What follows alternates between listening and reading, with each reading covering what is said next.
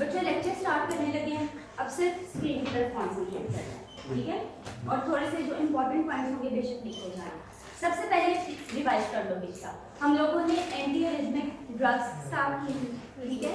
Class 1 पढ़ ली, total हम लोगों ने देखा कि 4 क्लासेस है, क्लास 1, 2, 3 एंड 4 रोमन में एब्रीवेट किया हुआ था ना सबको, ठीक है? और एक क्लासिफिकेशन में तीसरी फिफ्थ हेडिंग थी अदर्स में जो हम लोगों को पहले से आइडिया डाइड्रोक्सिन पढ़ी थी। अदर्स में इस किस्म की ड्रग्स आएंगे जो कि हम किसी में क्लासीफाई नहीं कर सकते लेकिन फिर भी अरिथमिया में इस्तेमाल करते हैं। उसके बावजूद हमने कहा था फ्लो अरिथमिक है, ऐसा क्वेश्चन आया था कि अरिथमिया में इस्तेमाल करें फिर भी फ्लो अरिथमिक क्यों है? हम लोगों ने वहाँ भी बाद में जब हम लोगों ने एंटी अरिथमिया स्टार्ट किया कंक्लूड करा कि क्यू आर इंटरवल को बढ़ा रहे हैं, बेसिक रीजन ये आ रही है, ठीक है? अब इसी किस्म की बहुत सी ड्रग्स के नाम ऐसे आएंगे जी अरिथमिया कॉज कर रही है, अरिथमिक है उसके बावजूद अरिथमिया कॉज कर रही है, उसके रीजन आप लोगों को ऑलरेडी पता है, ठीक है? ओके, क्लास 1 में हम लोगों ने देखा था class 1 A, B and C, ऐसे ही था ना? ये हम लोगों की क्लास कंप्लीट हो गई थी। जस्ट एक रिवीजन के लिए क्योंकि आगे दोबारा से ये जिक्र आएगा, जो आप लोगों के पास क्लास 1 है उसका जनरल मोड ऑफ एक्शन क्या था? कौन से चैनल को ब्लॉक करना था? सोडियम चैनल को ब्लॉक करना था। अच्छा, आज एक एंटी एरिथमिक ड्रग ऐसे पढ़ोगे उसमें लिखा होगा जी कैल्शियम जो आपके पास सोडियम चैनल है उसे ओपन कर रही है, लेकिन उसके बावजूद उसने बुक में जो एक्सप्लेनेशन नहीं की, उसके बावजूद लिखा है दिस इज एंटी एरिथमिक, तो उसकी हम लोग जस्टिफिकेशन आर्टिकल से ढूंढने की कोशिश करेंगे, ठीक है? ओके, अब लेक्चर में डिटेल में जाने से पहले क्योंकि पिछली दफा भी रिपीट हुआ था, इस दफा भी हो रहा है, तो कॉन्सेप्ट क्लियर होना चाहिए। Duration of action potential words आ रहे हैं, ठीक है? Action potential, duration and refractory period. अभी से याद रख लो, रिफ्रैक्टरी पीरियड दो तरह के, first one is absolute refractory period and the second one is relative refractory period. अब हम लोगों को रिफ्रैक्टरी पीरियड का आइडिया है, हम लोगों को रिफ्रैक्टरी पीरियड का आइडिया है जी ये वो पीरियड है जिसमें जी रेस्टिंग है, दूसरा स्टिमुलस आया, उस स्टिमुलस ने जी नया एक्शन पोटेंशियल स्टार्ट नहीं करना, पिछले वाले को कंटिन्यू करना है, फिर जब वो कंप्लीट होगा उसके बाद नया स्टिमुलस आएगा, नया एक्शन पोटेंशियल स्टार्ट हो गया, ऐसे ही है ना? ओके जी, अब मैंने कहा जी मैंने इसको क्लासिफाई कर दिया to absolute refractory period and the second one is relative refractory period. Absolute नाम से जाहिर है एब्सोल्यूट भी एब्सोल्यूटली जितना मर्जी कोई एक्शन पोटेंशियल आ जाए, स्टिमुलस आ जाए, इसने जो इसको आगे नहीं आने देना, इसने अपनी साइकिल बरकरार रखनी है, कोई चांस नहीं है, पॉसिबिलिटी नहीं है नए स्टिमुलस की कि वो अपना काम कर सके, एब्सोल्युटली नॉट, ठीक है? रिलेटिव में आ जाए तो थोड़ा सा कंफ्यूजन हो सकता है, स्टिमुलस आया, देयर इज पॉसिबिलिटी कि वो अपना काम दिखा दे, वो अपनी साइकिल स्टार्ट कर दे, ठीक है? ये जी कॉन्सेप्ट था एब्सोल्यूट और रिफ्रैक्टरी। अब इसे डिटेल में भी डिस्कस करते हैं जी रिलेटिव क्यों। अगर मैं इन दोनों का बच्चों कॉम्बिनेशन कर दूं, इन दोनों के ड्यूरेशन को प्लस कर दूं, that will be duration of action potential, ऐसे होगा ना? अब हम लोग बार-बार वर्ड पढ़ रहे हैं जी it will increase the duration of effective refractory period, पढ़ रहे हैं ना? तो हम हमारे जहन में आता है इफेक्टिव रिफ्रैक्टरी पीरियड और एक्शन पोटेंशियल ड्यूरेशन में क्या डिफरेंस है? वैसे तो फिर सेम होने चाहिए ना, लेकिन चलो भी डिस्कस करते हैं जी। बेसिकली जो इफेक्टिव रिफ्रैक्टरी पीरियड है that is absolute refractory period, ठीक है? अगर मैं इन दोनों का इफेक्टिव का रिफ्रैक्टरी का या मैं कहती हूं एब्सोल्यूट या रिफ्रैक्टरी का मैं कॉम्बिनेशन कर दूं that will be duration of the action potential. Clear हो गया? अब जितनी मर्जी रिपीट हो इसमें कंफ्यूजन नहीं आनी, ठीक है? टेक्स्ट में बार-बार आएगा, ये दोनों वर्ड्स बार-बार आएंगे, ठीक है? अब एक बात, रिफ्रैक्टरी पीरियड क्या है? रेस्टिंग स्टेज आ गई ना? ओके, साइकिल के अंदर रिफ्रैक्टरी फेज वो एक पर्टिकुलर लाइन को कह रहा होगा, ठीक है? जब रिफ्रैक्टरी फेज कह रहा होगा इट मींस उस पर्टिकुलर लाइन का जिक्र कर रहा है, उसमें लाइन डिक्रीज होगी क्या होगी? डिक्रीज होगी ना? जब इसने आगे टेक्स्ट में जिक्र किया ना रिफ्रैक्टरी फेज, एक फेज एक लाइन का जिक्र कर रहा है, वो इट मींस जस्ट फेज की बात कर रहा है। जब इसने कहा रिफ्रैक्टरी ड्यूरेशन तब वो इस ग्राफ में इस ड्यूरेशन की बात कर रहे हैं, या यहाँ से लेके यहाँ तक के ड्यूरेशन की बात कर रहे हैं, ठीक है? ये central duration is the absolute या फिर इफेक्टिव रिफ्रैक्टरी ड्यूरेशन, यहाँ से लेके यहाँ तक का जो ड्यूरेशन है that will be duration of action potential. इसमें ये जो येलो कलर है that is relative refractory period. ठीक है, वर्ड्स के ऊपर बच्चों, वर्ड्स के ऊपर कंसंट्रेट करना है, डायग्राम्स के ऊपर कंसंट्रेट करना है। जो मैं डायग्राम दिखाऊं ना जी, ये कम साइकिल वाली डायग्राम है ना, इट मींस मैं मोड्स की बात कर रही हूं जिसमें फेजेस ज्यादा आगे, 5 फेजेस आगे, मैं सेल्स की बात कर रही हूं।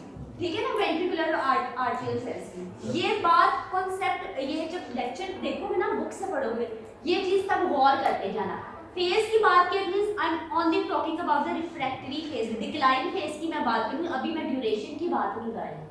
हो सकता है डिक्लाइन हो पर ड्यूरेशन सेम ही रहे, पॉसिबिलिटी है ना लोगों के पास। अच्छा, जब हम लोगों ने बात की कि एब्सोल्यूट रिफ्रैक्टरी पीरियड में absolutely there is no chance कि नया स्टिमुलस आए और नए साइकिल को स्टार्ट करे। ठीक है, that was the absolute refractory period. Now what is the relative? भाई इसमें से लिख दिया देयर आर चांसेस कि स्टिमुलस आया, हम अपना काम दिखा सकते हैं। ठीक है, अब इसमें यही होगा ना कि there will be a depolarisation phase, और है ना, ये तो अंडरस्टूड सी बात है। ओके, साथ में इसमें क्या लिखा है? Normal stimulus can stimulate greater than normal stimulus can stimulate. एक नॉर्मल स्टिमुलस से अगर वो ग्रेटर होगा, ऊंचे लेवल का, ठीक है, आया स्टिमुलस तो ये क्या करेगा, अपनी साइकिल स्टार्ट करवा सकता है। इट मींस अगर इसने कहा यहाँ पे साइकिल स्टार्ट हो सकती है, यानी कि सोडियम चैनल्स रिकवर कर रहे हैं इधर किसी भी किस्म का चांस नहीं का सोडियम चैनल्स रिकवर। ठीक है, यहाँ पे हमारे फर्स्ट पे कौन सा फेज आ रहा है? एब्सोल्यूट फेज आ रहा है ना।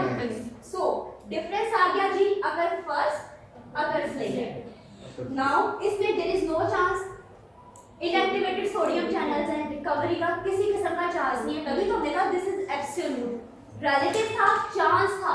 So this contains the recovery sodium channels, recover कर रही है सोडियम चैनल्स, और आप लोगों को ऑलरेडी पता है जी पोटेशियम चैनल्स।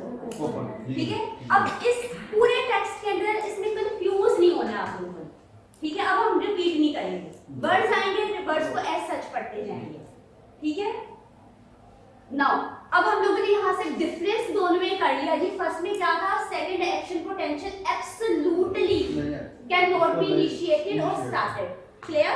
नाउ दूसरी में क्या था? रिलेटिव पे immediately after the absolute refractory period, ये वो पीरियड है that is after the absolute and there are chances of to initiate the cycle. Clear?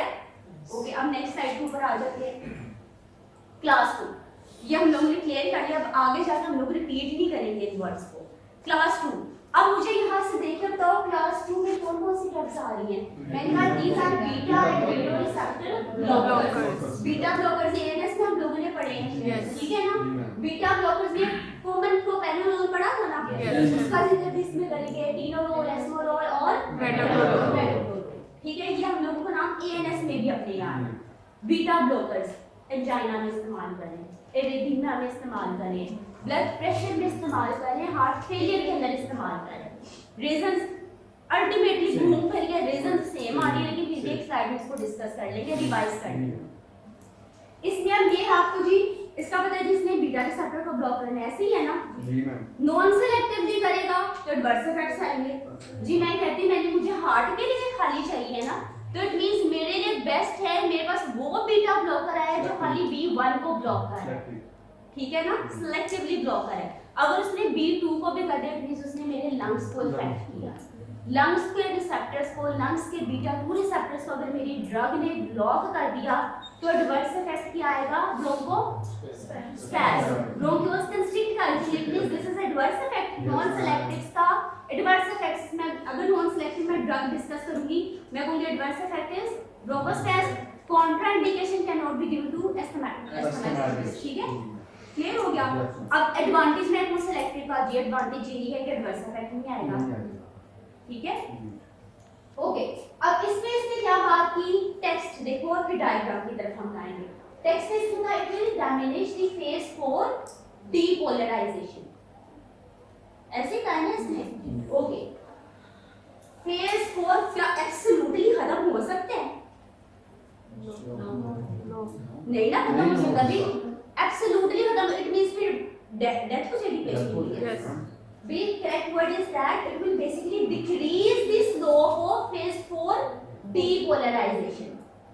हम लोगों ने स्लोप डिस्कस की थी, डिक्रीज और इंक्रीज का क्या मतलब है लास्ट लेक्चर में। देखो ये किस तरह ये नॉर्मल एक स्लोप है ना, इस स्लोप को बेसिकली डिक्रीज करेगा, इसे स्ट्रेटन कर देगा, डायमिनिश तो किसी सूरत में नहीं, ठीक है। सो बेसिकली ये पॉइंट यहाँ ये कहना चाह रहे हैं, ठीक है। Okay, it will damage the phase 4 depolarization. मैंने आपसे कहा जी मुझे बीटा ब्लॉकर्स के मोड ऑफ एक्शन बताओ अकॉर्डिंग टू द अरिथमियास।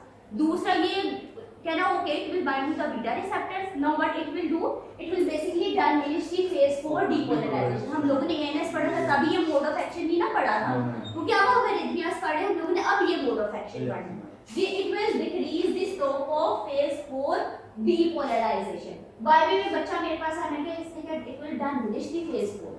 मैं कहती हूँ मैं by the way it will not diminish. फिर आपने में known is actually this will decrease the slope of phase 4.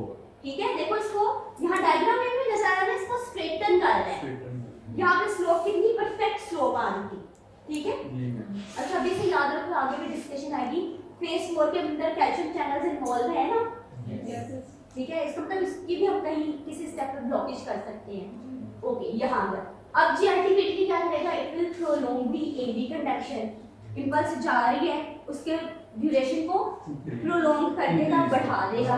Then the third point is it will decrease the heart rate and productivity. ANS में हमें पता है कि definitely इसने beta पे एक्ट किया, हार्ट रेट और कंट्रैक्शन को कम कर दिया। क्लियर हो गया बच्चों यहाँ तक जी। नेक्स्ट स्लाइड पे आ जाए, बुक की नेक्स्ट स्लाइड है जिसमें अब इसने क्या मेंशन किया है, इससे इंडिकेशंस बता दी। इंडिकेशंस हमें याद करनी पड़ेगी। इसमें लिखा है, अब हम लोगों ने टर्म्स पहले से डेफिनेशंस पढ़ी थी ना हम लोगों ने, अब जस्ट ऐसे टर्म्स पढ़ते जाएंगे, इंडिकेशंस पढ़ते जाएंगे। It is used for tachyarrhythmia caused by increase sympathetic activity. कोई बता रहे सिंपैथेटिक एक्टिविटी की वजह से आ रहा है ना, it means epinephrine, norepinephrine, adrenaline की वजह से आ रहा है, ऐसे ही है, ठीक है। Next is that is used for the atrial flutter and fibrillation. ये दोनों के डिफरेंस में हम लोगों ने लेक्चर में डिस्कस किए थे। Then it is used for AV nodal reentrant tachycardia, ये भी रीएंट्रेंट भी हम लोगों ने डिस्कस किया था। Now this is for the ventricular arrhythmia following myocardial infarction. कितने अच्छे हैं beta blockers, angina, arrhythmia, heart failure सब के लिए इस्तेमाल करें, एरिथमियास के लिए हम लोग इस्तेमाल करें। ओके, अब जी एक रेफरेंस ड्रग हम लोग पढ़ लेते हैं। ड्रग का क्या नाम मेंशन है, कॉलम पे मेटोप्रोलोल। ओके जी, अब ये जी मेटोप्रोलोल क्या है, दिस इज मैंने कह दिया selective one, this is selective one, ठीक है, this is selective one. Adverse effects कम होंगे ना, एस्थमा का तो कोई एडवर्स इफेक्ट इसके अंदर नहीं आएगा। ओके, इसमें लिखा है this is most widely used beta blocker compared to non-selective beta blockers such as propranolol reduce risk of bronchospasm। अगर हमें पिछला याद नहीं भी है, इसके ये लाइन से मुझे पता चल गया इसमें कि compared to non-selective, it means ये सेलेक्टिव है। हार्ट की बात करूं मैंने कहा this is selective for the beta 1, ठीक है, नीचे मैंने मेंशन कर दिया this is for the beta 1, ठीक है, क्लियर हो गया।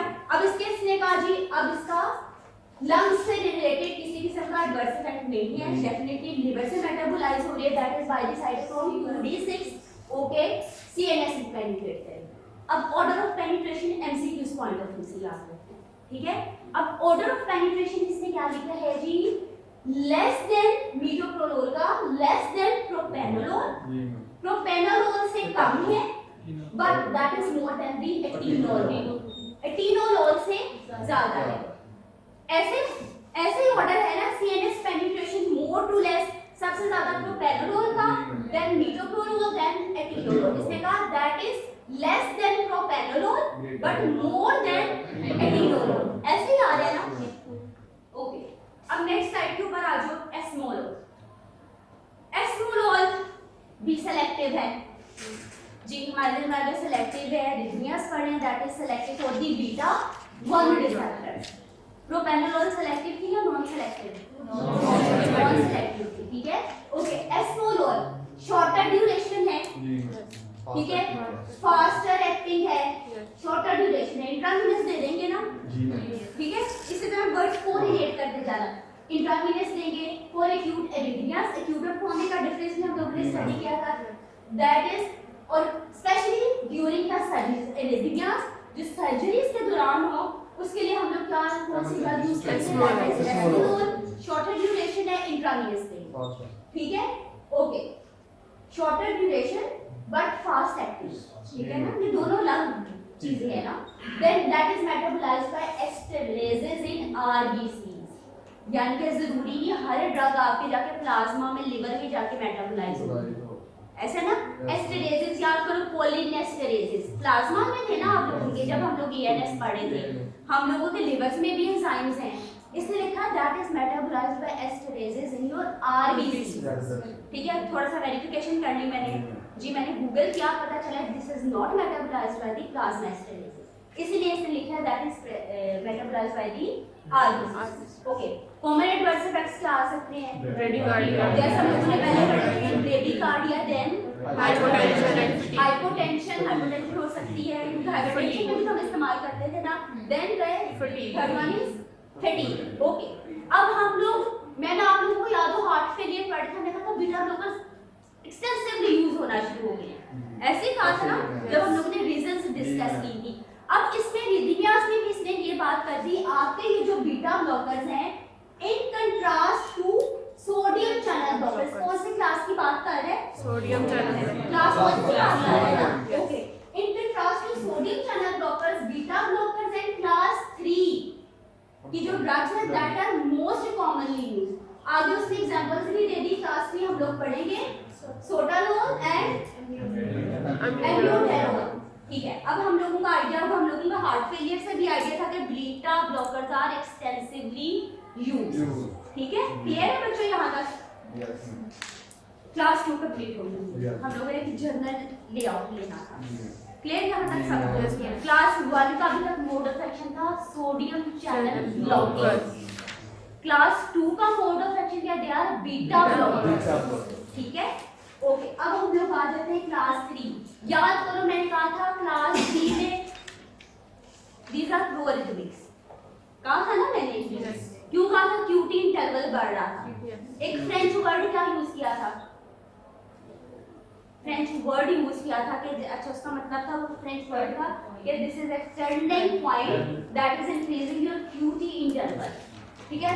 सब में सारी क्लास 3 में मैं लिख सकती हूँ कि this will increase the QT interval, लिख सकती हूँ, रीजन मेरे पास है जी, proarrhythmic it will increase the QT interval, और क्लास 3 क्यों जी, कौन से चैनल्स के साथ ये लिंक्ड थी, पहले भी डिस्कस किया था, पोटेशियम चैनल्स के साथ लिंक थी, उसको इनहिबिट कर रही थी ना, नॉर्मली पोटेशियम की इनफ्लक्स हो रही थी या इफ्लक्स हो रही थी, इफ्लक्स हो रही थी, यानी इस स्टेप को ये ब्लॉक कर रहे हैं, हो गया। अब हमें यहाँ से भी हम लोगों की बेस क्लियर है कि क्लास 3 बेसिकली काम कैसे कर रहे हैं।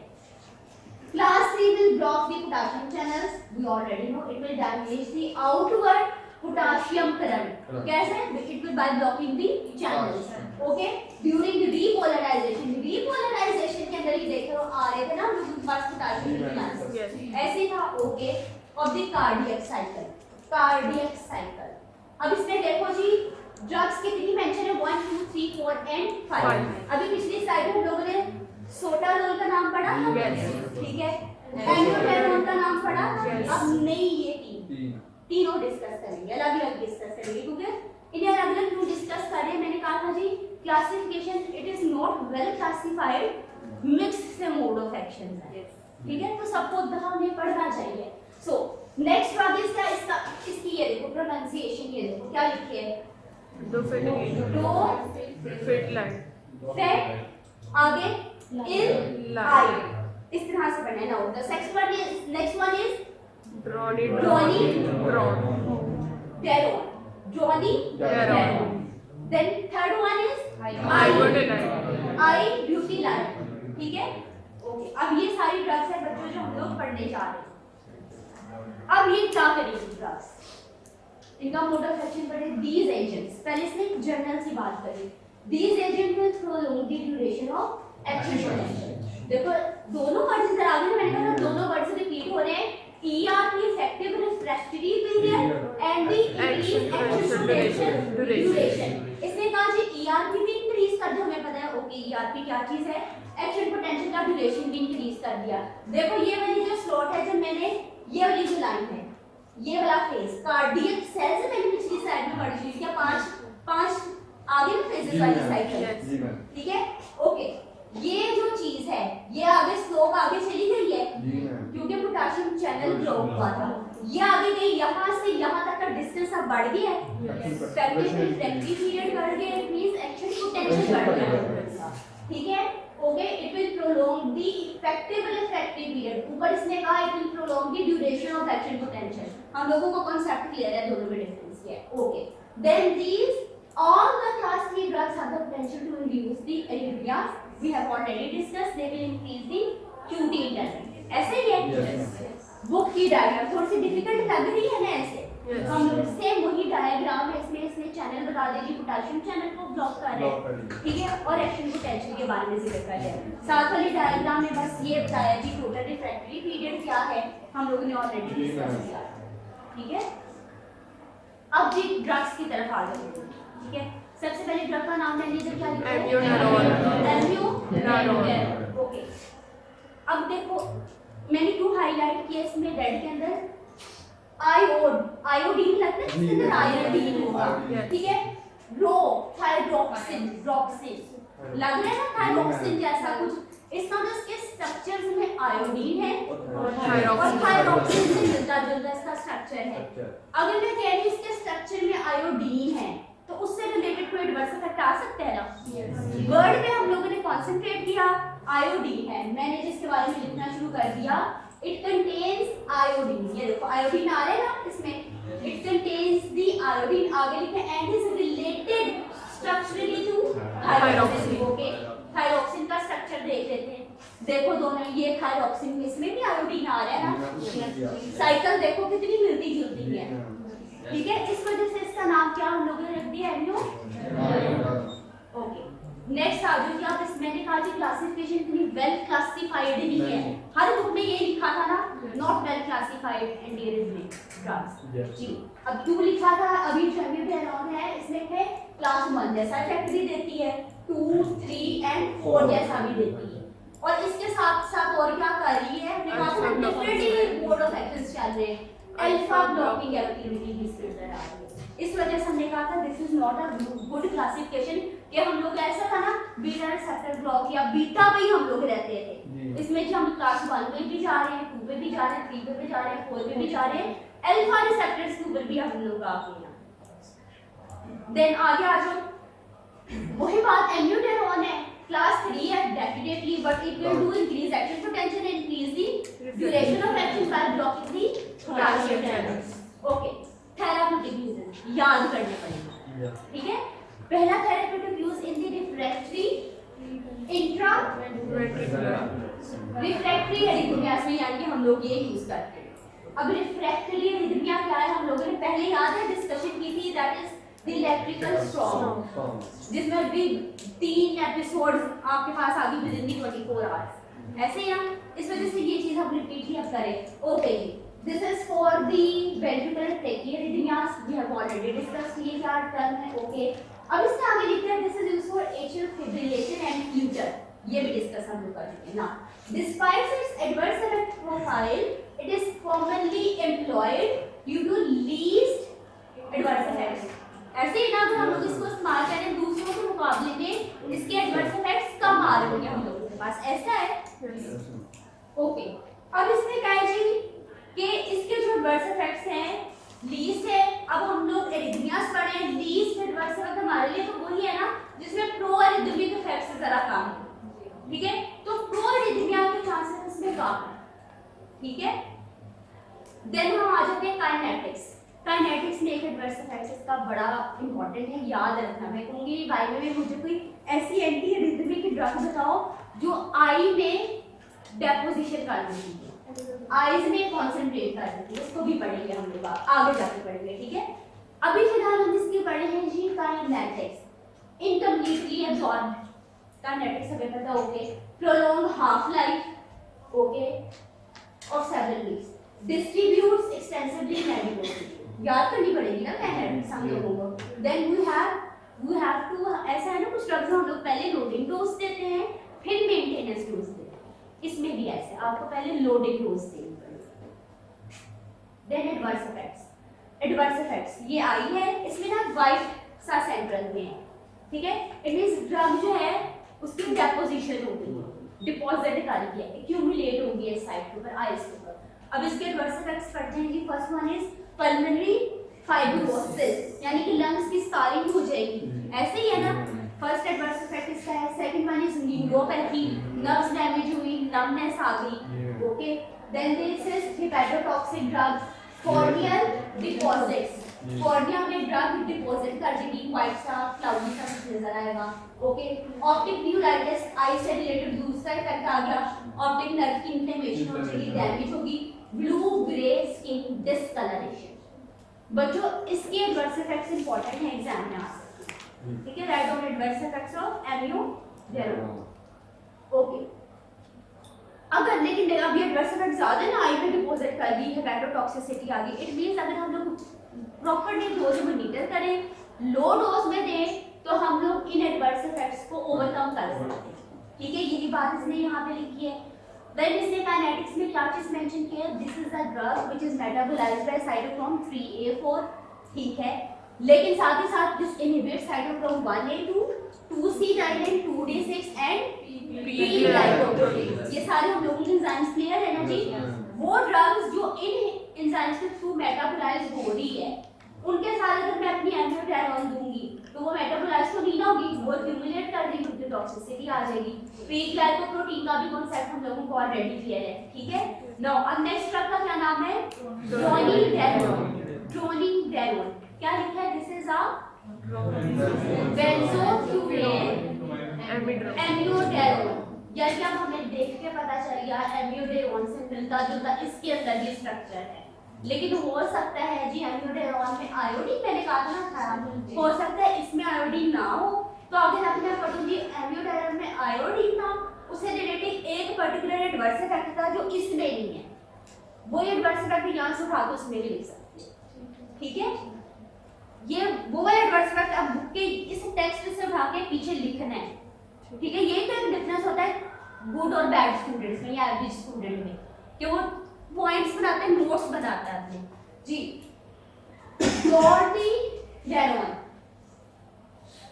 अच्छा अब इसमें ड्रग में क्या है, we have mention that this is benzofuran amiodarone, okay, less lipophilic है।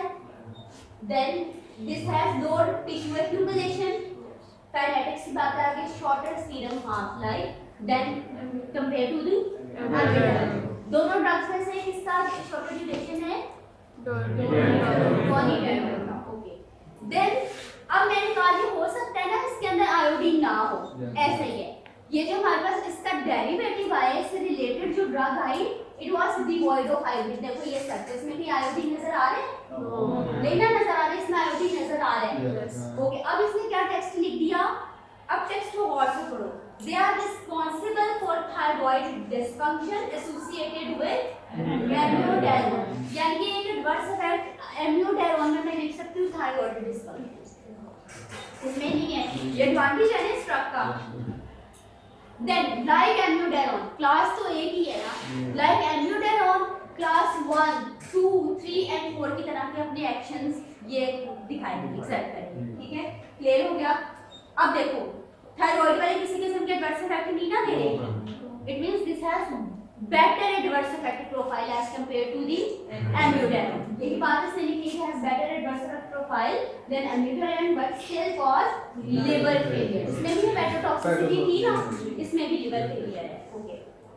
देन अब कॉन्ट्राइंडिकेशंस क्या आ गई, इसकी कॉन्ट्राइंडिकेशंस क्या है, सिम्प्टोमेटिक हार्ट फेलियर, हमने कहा था सिम्प्टोमेटिक क्या है, heart failure, permanent atrial fibrillation, okay. साथ में there are increase risk of death, death के तभी चांसेस है ना जब प्रोरिथमिक ड्रग है, ठीक है, ओके। करंटली इसने क्या बात लिखी है, currently the drug is used to maintain sinus rhythm is normal rhythm, ठीक है, in the atrial fibrillation and flutter. Fibrillation और फ्लूटर दोनों में ये ड्रग इस्तेमाल होगी। पहले हमने फिब्रिलेशन लिखा था ना, नीचे उसने कहा जी फिब्रिलेशन टोटल इस्तेमाल करें, but is less effective then amiodarone. जी एम्ब्रोटेरोन के अगर एडवर्स इफेक्ट ज्यादा है, इसके बावजूद वो ड्रग आपके पास ज्यादा है। अब दो क्वेश्चंस के पास यहाँ पर आते हैं। We are studying amiodarone, second one is दोनों में से एडवर्स इफेक्ट्स किसके ज्यादा हैं? ओके, फिर भी दोनों में से इफेक्टिव कौन सा है? ठीक है। और आई में डिपॉजिट कौन सी ड्रग करती है? ओके, थायराइड डिसफंक्शन कौन सी ड्रग करती है? फिर पैक्टोटॉक्सिसिटी कौन सी ड्रग करती है? ठीक है, ये बच्चों याद ही एमसीक्यूज पॉइंट जैसे ऐसी बातें हैं ना, इसमें जो हम पढ़ रहे हैं इंडिकेशंस याद कर लेना, ठीक है, इंडिकेशन याद करना, मोड ऑफ एक्शन याद करना, बाकी जो बातें हैं ना एडवर्स इफेक्ट कुछ इंपॉर्टेंट है जो मैंने बता दिए, बाकी जो बातें जो एमसीक्यूज पॉइंट है उससे इंपॉर्टेंट है, ठीक है। Then we have next drug का क्या नाम है? सोटालोल। सोटालोल क्लास 3 की ड्रग है। अब हम अभी तक सिलेक्टिव्स पढ़ रहे थे ना, now we have non selective beta blocker. Adverse effect आप क्या लिखोगे? ब्रोंकोस्पैज या अस्थमा के पेशेंट्स को नहीं देंगे, ऐसे ही है ब्रोंकोस्पैज। ओके, अब इसके क्या पहले नॉन सेलेक्टिव तो का, अब नॉन सेलेक्टिव में मींस बीटा 1 बीटा 2 दोनों को काम करिए। अच्छा, अब इस ड्रग से एक चीज जो आप लोगों ने याद रखनी, नॉन सेलेक्टिव है, अब इसमें भी एक टेक्निकलिटी है। इसके हम लोगों के पास इस ड्रग के दो आइसोमर्स आते हैं। जब मैं आइसोमर्स बात करूं LOD की बात करते हैं ना, लिवो एंड डेक्सट्रोज, इसका L आइसोमर जो है बच्चों लिवोरुटेज आइसोमर, जिसको हम L सोटालोल कहेंगे, that is beta blocking activity, that has beta blocking activity. उसमें हमने कहा बीटा 1 बीटा 2 दोनों को ब्लॉक करेगा। नॉन सेलेक्टिव आ गया ना, okay. D sotalol has class 3 anti rhythmic effect, उसमें जो प्रिसाइजली क्लास 3 का इफेक्ट है, जो पोटेशियम चैनल को ब्लॉक कर रहा है, वो कौन सा आइसोमर कर रहा है? डी। है ना कुछ अजीब सी क्लासिफिकेशन, ठीक है। जो नेक्स्ट है जी sotalol blocks are rapid outward potassium current, already clear है हम लोगों को। डिलेड रेक्टिफायर, रेक्टिफायर का क्या मतलब है? कुछ करेक्ट करने वाला ना। डिलेड रेक्टिफायर में इंटरनेट में गूगल क्या करेगा? इट विल सपोर्ट कि आपका पोटेशियम जो है आपके सेल्स के अंदर है। रेक्टिफायर का word by word meaning is rectify करना, करेक्ट करने की कोशिश करना, ठीक है। This is a delayed rectifier, okay. अब इसमें क्या लिखा है? सेम जो टास्क 3 में था, it will increase the duration of action potential, it will increase the effective refractory period. Clear है बच्चों यहां तक? यस, ओके जी। नेक्स्ट आ जाओ जी, अब इसकी इंडिकेशंस हम सबके पढ़ रहे हैं। This is used for atrial fibrillation, atrial flutter, refractory proximal supraventricular tachycardia। पहले भी हम लोगों ने ये डिस्कस किया था ना, ये क्या था जिसमें सर्किट बन जाता है, शॉर्ट सर्किट बन जाता है, बाय डायरेक्शनल होने के बजाय यूनिडायरेक्शनल सर्किट बन गया। That was basically this arrhythmia, okay।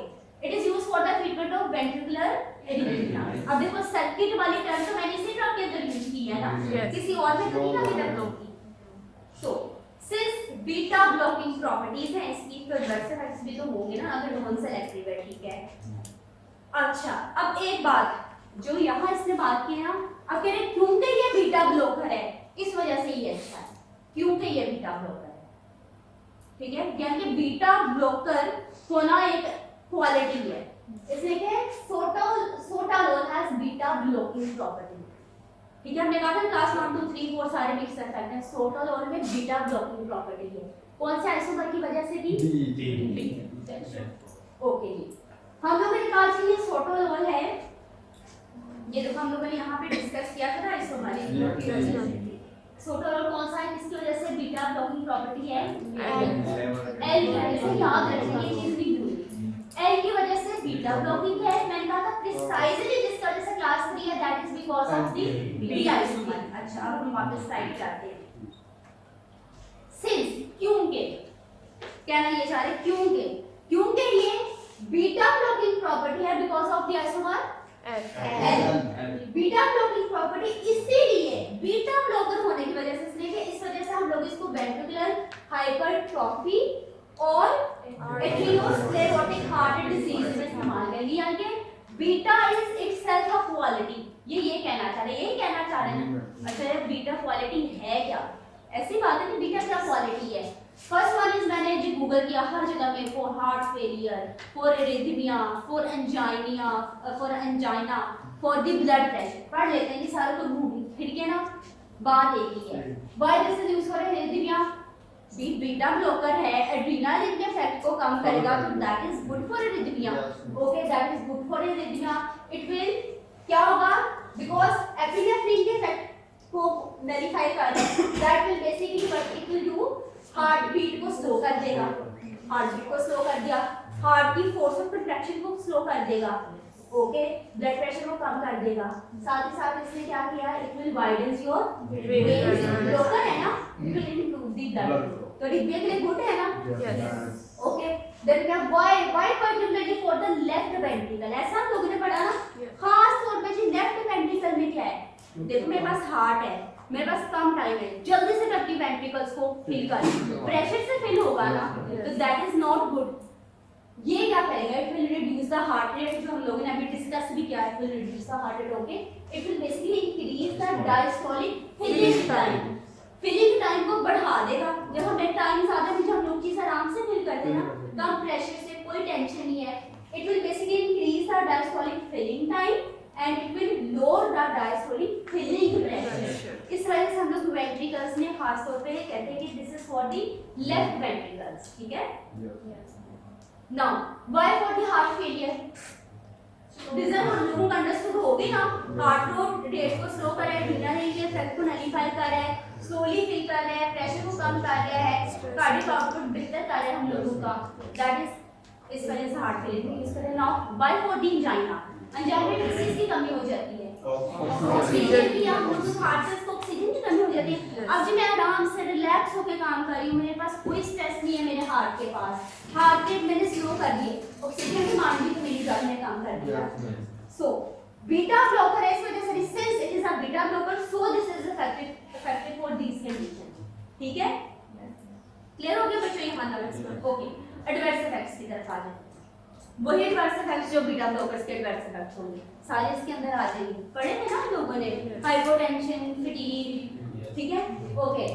Non selective होगा तो डेफिनेटली फिर हम लोगों के लंग्स के भी आ जाएंगे। देन अब इसने लिखा है but it has a low rate of adverse effect when compared to other anti agents, ठीक है। हम लोग हर लिहाज से भी तो पढ़ते आ रहे हैं beta blockers are the best ones, ऐसे पढ़ रहे हैं ना, beta blockers are the best ones, okay. Then the dosing interval. Dosing interval should be extended in patient with the renal disease. अगर इसने कहा जी रीनल डिजीज के पेशेंट्स हैं, इनमें डोजिंग इंटरवल को आप बढ़ा देंगे, इट मींस रीनली एक्सक्रीट हो रही है ना ड्रग, रूट ऑफ एक्सक्रीशन हम लोगों को पता चलेगा। देन नेक्स्ट आ जो जी प्रो एरिथमिक ड्रग्स हैं, टूटी इंटरवल को बढ़ा देंगी, हॉस्पिटल में मॉनिटरिंग करके हम लोगों ने ड्रग दी, ठीक है। देन वी हैव नेक्स्ट कौन सी ड्रग्स थी, डोफेटिलाइन, ठीक है। क्या है, अब कोई क्लासिफिकेशन है, कोई ड्रग ऐसी भी होगी जो प्योरली पोटेशियम चैनल ब्लॉकर होगी, among all class 3 drugs this is the drug which is the purely potassium channel blocker, ठीक है। प्योरली आपको पोटेशियम चैनल्स को ये ब्लॉक करेगी। This is the first line antiarrhythmic agent for what, patient with resistant atrial fibrillation and heart failure, ठीक है, और in those with pulmonary artery disease. Purely drug, अब एक ड्रग का नाम आ गया जो प्योरली, मैं कहूँ जी कुछ ऐसी, अब मैं ड्रग का नाम ही लिखती हूँ, मैं आपको एग्जाम में क्वेश्चन देती हूँ, write on mode of action of a purely class 3 antiarrhythmic drug. इसका आप लोगों को खुद से पता होना चाहिए इस ड्रग का नाम, इसका मोड ऑफ एक्शन, ओके। इसके अंदर भी प्योरली के चांसेस हैं, हॉस्पिटल सेटिंग्स के अंदर पेशेंट को देंगे, क्लियर हो गया यहाँ तक, ओके। हाफ लाइफ इसकी देखो कितनी मेंशन की, कितनी 10 hours, it is excreted unchanged in urine, क्योंकि मेटाबॉलिज्म की बात कर रहे हैं ना कि कितना खास मेटाबॉलिज्म नहीं होता है, यूरिन में एज सच निकल रही है ड्रग, जब एज सच मेटाबोलाइट तो इजीली निकल जाते हैं ना, ठीक है, फिल्ट्रेट में निकल गए, एक्टिव एज सच ड्रग है, उसे यूरिन में आने के लिए, एक्सक्रीट होने के लिए ट्रांसपोर्टर्स चाहिए, ऐसा हम लोगों ने पढ़ा था।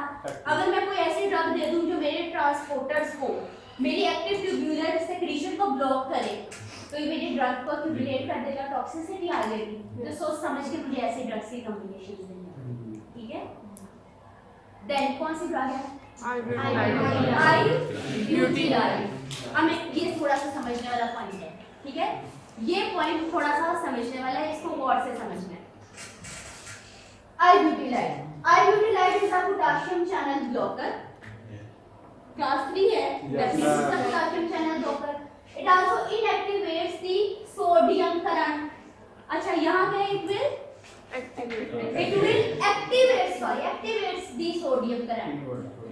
Opposite part का है, activate the inward sodium current, sodium को अंदर लेकर। opposite बात नहीं होगी, हमें तो ये चीज चाहिए ही। इसके बावजूद आगे कह रहा है मिक्स क्लास 3 एंड 1 रिएक्शन, लेकिन इसने आगे लिख दिया जी क्लास 1A का एक्शन है। क्लास 1A का क्या था? Sodium channel. ये दो मुख्तलिफ बातें इसने लिख दी हैं, थोड़ी सी कंफ्यूजन क्रिएट हो गई है।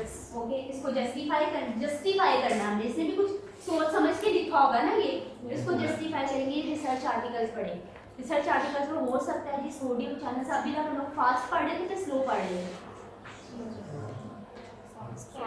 फास्ट पढ़ रहे थे ना, हो सकता है भी किसी और रिसर्चर ने लिख दिया कोई स्लो सोडियम चैनल्स, किसी ने इतनी, इसने भी तो मिक्स करके एक दोनों बातें इसने ऑपोजिट लिखी।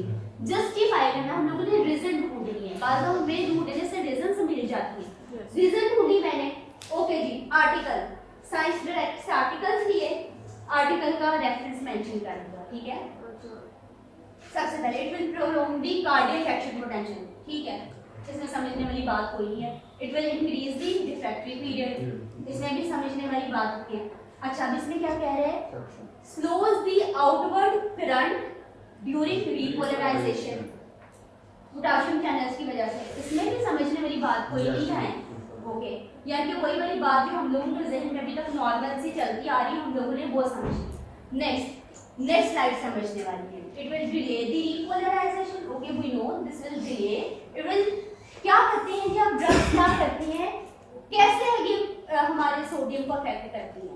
फास्ट सोडियम चैनल्स को ब्लॉक करने की कोशिश कर रही है, ठीक है, ये क्लियर है। फास्ट सोडियम चैनल्स को ब्लॉक करने की कोशिश करिए क्लास 1 की तरह, लेकिन ये भी देखा गया क्या करे, it is trying to open the calcium channel.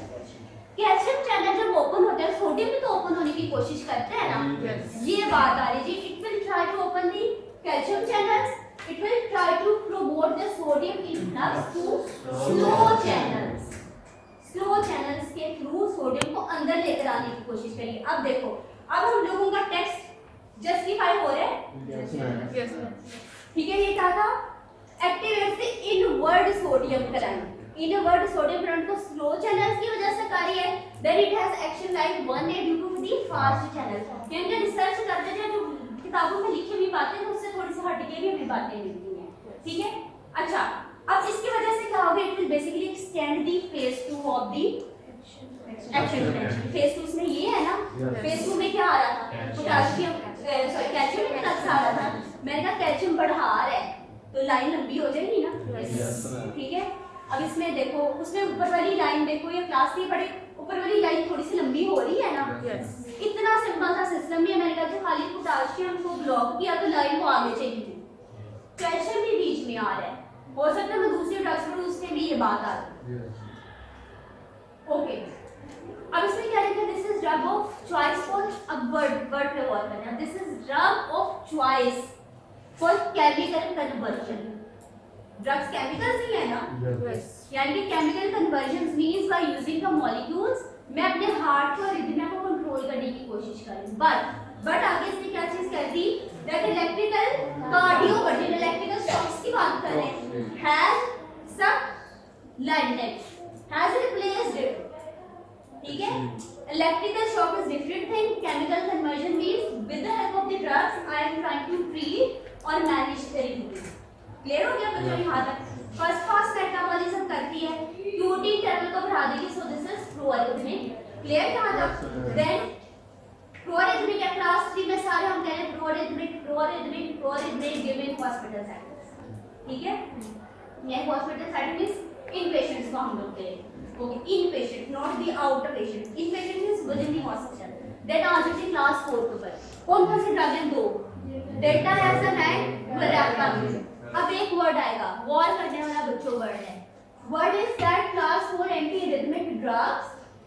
अब इसमें कैल्शियम चैनल्स के अभी से याद कर लो, कैल्शियम चैनल्स दो तरह के। आगे जब हम अंजाइना पढ़ेंगे इस टर्म को डिटेल में डिस्कस करेंगे, चैनल्स को डिटेल में डिस्कस करेंगे, लेकिन अभी थोड़ा सा नो हाउ तो होनी चाहिए ना लोगों को। इसे लिखे these are the non dihydropyridine calcium channel blockers. Non dihydro it means कोई डाइहाइड्रोपाइरिडीन कैल्शियम चैनल ब्लॉकर्स भी होंगे ना। इस स्टेज पे याद रखो we have two types of calcium channels. Simple अभी तक हमने ना कैल्शियम चैनल जी we have two types of calcium channels, non dihydropyridine calcium channel blockers guide है अंडरस्टूड सी बात है। दूसरा डाइहाइड्रो कैल्शियम चैनल ब्लॉकर्स। अच्छा अब इसमें कैल्शियम आपकी क्लास 4 है, that are the non dihydro. ठीक है, इसमें इसमें example the verapamil here diltiazem. Graph कैसा नजर आ रहा है इसके अंदर? ये ग्राफ देखो कैसा नजर आ रहा है। कुछ ऐसा लग रहा है कि यहाँ पे कुछ हो रहा है। ये लाइंस चेंज नजर आ रही है। चलो इसको देखेंगे भी ये क्या है डिफरेंस। पहले नॉन डाइहाइड्रो हाइड्रो का बच्चों लोकेशंस का एक डिफरेंस है। वर्ड वॉर करना मुझे फिर लोकेशंस बताना, ठीक है। टेक्स्ट वॉर करना। Location the dihydropyridine. अभी मैं नॉन की बात नहीं करी, first I am talking about the dihydropyridine. Example मैंने कौन सी लिखी? निलोडिपिन एंड सेकंड में अमलोडिपिन।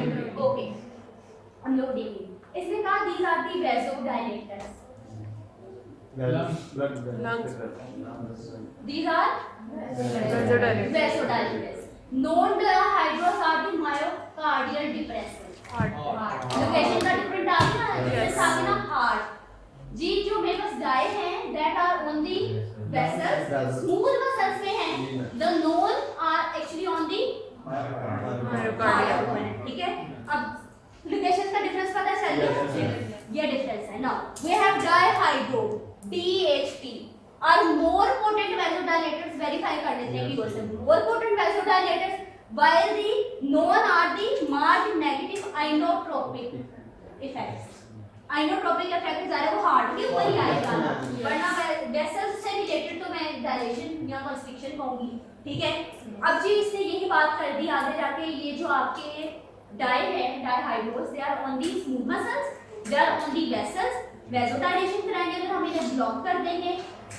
इसके ऑपोजिटली जो नॉन है that are on the heart, उनका कंस्ट्रिक्शन से रिलेटेड कोई ना कोई काम है, ठीक है, जिसमें वरैका मील आ जाता है। अब मैंने कहा जिसको और करो फिर verapamil they will bind to the open channels के साथ बाइंड करेंगे। ये भी हमने डिस्कस की थी ना, ओपन के साथ करते हैं, क्लोज के साथ करते हैं। They will bind to the open channel, decrease the inward calcium current, ठीक है। अब इसने कहा this will affect the phase 4। Phase 4 कौन सा है इसमें? ये फेज 4 है, इसमें कैल्शियम चैनल्स है ना, इसको अफेक्ट कर रहे हैं, इसको ब्लॉक कर रहे हैं, साइकिल ऑटोमेटिकली चेंज हो जाएगा। पीआर इंटरवल ईसीजी में पीआर इंटरवल बढ़ जाएगा, ठीक है, ईआर भी बढ़ जाएगा, ठीक है। क्लियर हो गया ये मतलब बच्चों? बहुत इजी है, बस अभी ना थोड़ा सा इसमें रट्टा भी एक किस्म का आप कह लो है, थोड़ा आपको कॉन्सेप्ट भी बनाना पड़ेगा। ओके, अब ये डायग्राम को लिपिड बॉडी की वो तो हम लोगों ने डिस्कस कर ली ना। नेक्स्ट हम लोग आते हैं जी दिस इज यूज डिपेंडेंट। जब मैं वर्ड यूज करूँ ना यूज डिपेंडेंट मींस जितने ड्रग के मॉलिक्यूल्स ज्यादा होंगे उतने इफेक्ट करेंगे, ठीक है। दिस इज इसका यूज डिपेंडेंट हो गया, इतनी टेक्निकल बात नहीं है, ठीक है। This is use dependent, this is effective against the atrial then against the ventricular, ठीक है। क्लियर हो गया यहाँ तक? Then this is for the री-एंट्रेंट tachycardia. री-एंट्रेंट का हमें कॉन्सेप्ट क्लियर है। This is for the flutter and defibrillation, ये भी हमें क्लियर है। मेटाबोलाइज्ड बाय द लिवर, ठीक है, by the 3A4 but inhibitor of 3 ये क्या बात? स्लाइड नंबर 45 खोलें। इसमें लिखे एक बात बच्चों, हम लोगों को अगर आप लोगों को याद हो ना, हम लोग जब जनरल फार्मा पढ़े थे उसमें कहते हैं कुछ एंजाइम उसी से मेटाबोलाइज होते हैं, उसे इनहिबिट भी करते हैं, क्योंकि मेटाबॉलिज्म के बाद कोई ऐसे प्रोडक्ट्स बनते हैं मेटाबोलाइट्स बनते हैं, अल्टीमेटली वो मेटाबोलाइट्स जो हैं आपको उसी एंजाइम को क्या कर देते हैं, इनहिबिट करते हैं। यही चीजें जिसने लिखे मेटाबोलाइज से हो रहा है तो उसका मेटाबोलाइट इनहिबिट से करते हैं। इसको मतलब ड्रग तो सोच समझ के देनी पड़ेगी ना हम लोगों को, ठीक है। इसमें और कोई टेक्निकलिटी नहीं, हम लोगों ने तब ये डिस्कस की थी। Then this is also inhibitor of P glycoprotein.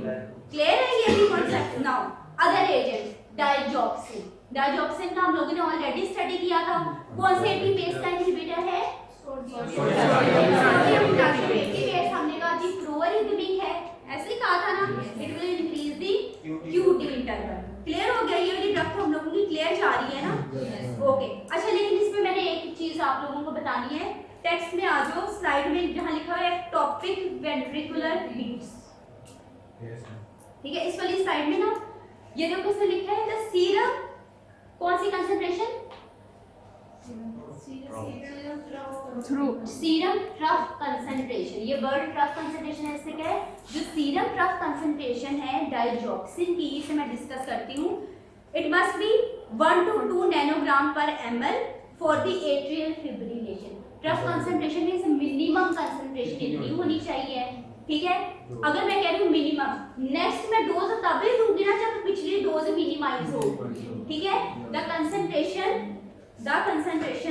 That is in the आपके ब्लड में या प्लाज्मा में है, that is before giving the second dose, वो मिनिमम ही होगी ना, अंडरस्टूड सी बात है, ठीक है। ये बेसिकली ट्रफ कंसंट्रेशन का ये मकसद है। देन आ जाओ एडिनोसिन। एडिनोसिन नेचुरली बॉडी में प्रेजेंट है, ओके।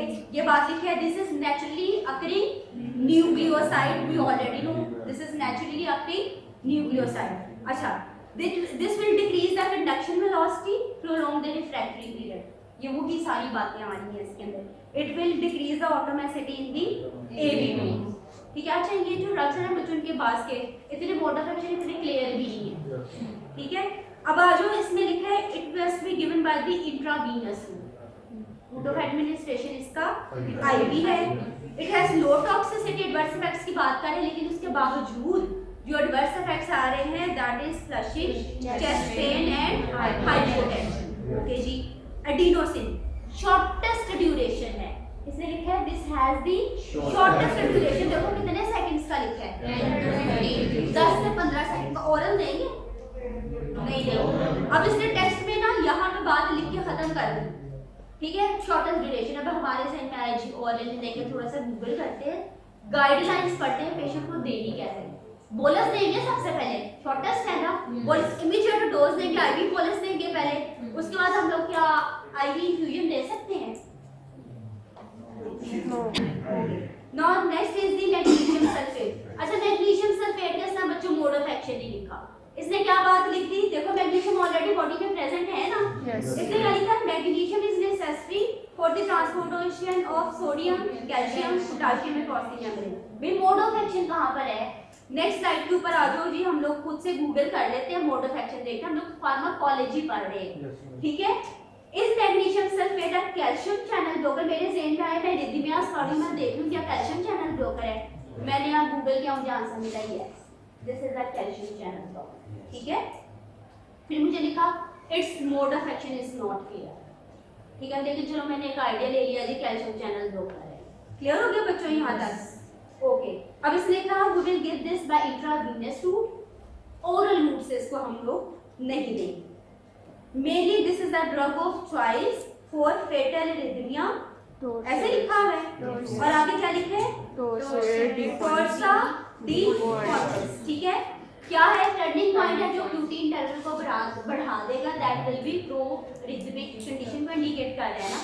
क्लियर हो गया बच्चों? ये था आज का लेक्चर। कोई क्वेश्चन है किसी को समझ में आया हो?